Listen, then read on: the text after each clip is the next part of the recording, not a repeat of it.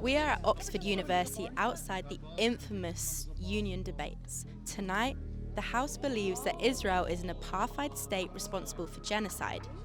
But for the past 14 months, we've been watching that on our screen, so is this really up for debate? There's some really high-profile guests tonight, including Mohammed El-Kurd, Susan Abu Hawa, Natasha Hausdorff, and Jonathan Sakadotti. Let's see what people are expecting from this. From the river to the sea, Palestine will be free. I never expect anything from this place. They are famous for bringing in controversial speakers, TERFs, genocide supporters, just for the sake of having a debate, for having conversation. And I'm not particularly interested in that. When students hosted Mohammed El-Kurd and Susan Abu Hawa earlier today, we made the point to say this is not up for debate, genocide is not up for debate. I think it's a huge deal that this conversation is even taking place, though. The fact that people are even willing to say Israel is an apartheid state and use the word genocide in these halls is a massive deal. But the conversations I'm more interested in are happening outside the union. What does it mean that the University of Oxford, such a prestigious university that is built on colonial heritage, is still leaving the state of Palestine up for debate? I mean, we have to remember that it was Oxford and Cambridge men who wrote the Balfour Declaration, who helped cede Palestinian land to the Zionist project very early on. It's Oxford and Cambridge men who, spread the British Empire through all of its heights. And it's Oxford and Cambridge men who today are still running Parliament and are still making very important decisions about how to continue aiding and abetting this genocide. So it makes perfect sense to me that this university, which is more than okay with kind of upholding that colonial legacy, is also refusing to acknowledge the settler colonialism that continues in Palestine today. But I'm not sure how much longer they're going to be able to kind of keep up that facade. The truth is coming to them.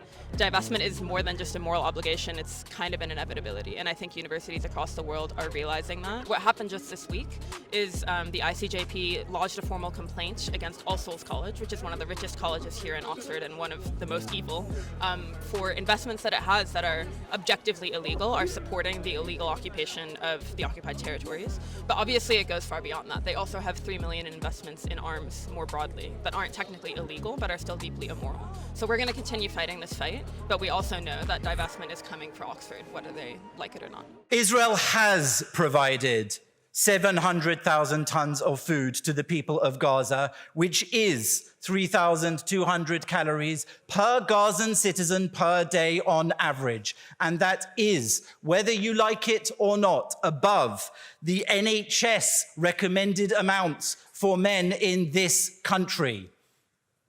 Gazans are receiving more food per day than the world average during the war.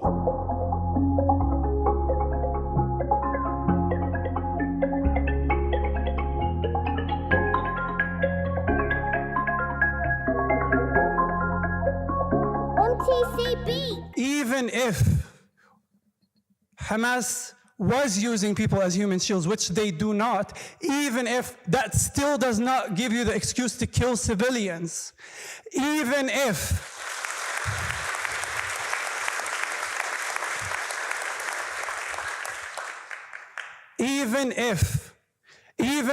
we do hide weapons under hospitals, that still does not give you the right to bomb hospitals, killing people, millions of people inside these hospitals. We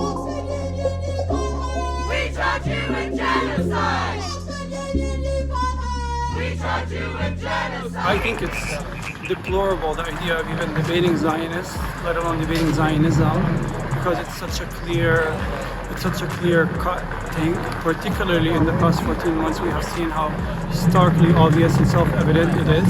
I had conflicted feelings about this, and I have conflicted feelings about these institutions. But I think ultimately this motion passing was in the greater good.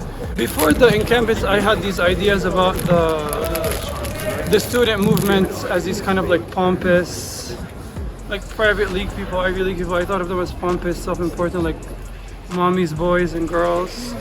And I was proven sorely wrong in the past year.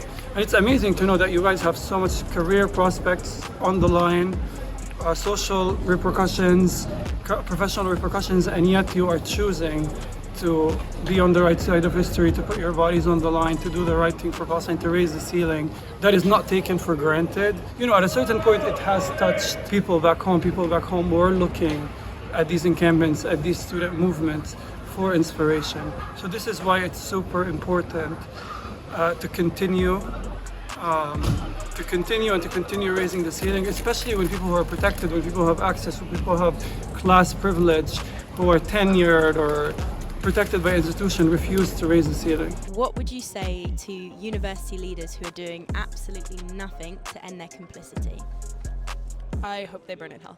But no, in all seriousness, I think that university leaders who are doing nothing and sitting on their hands and claiming neutrality on this matter are increasingly being shown that investing in genocide is not neutral. Refusing to act is not neutral. It's an active political choice.